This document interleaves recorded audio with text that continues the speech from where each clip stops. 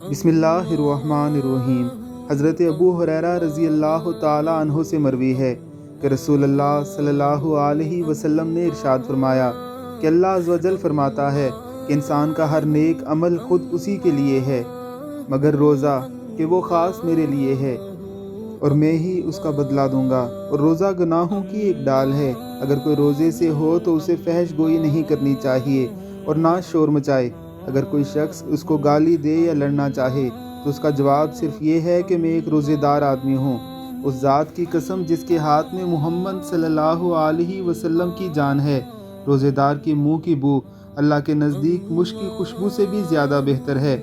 روزے دار کو دو خوشیاں حاصل ہوں گی، ایک تو جب وہ افطار کرتا ہے تو خوش ہوتا ہے، اور دوسرا جب وہ اپنے رب سے ملاقات کرے گا تو اپنے روزے کا ثواب پا کر خوش ہوگا۔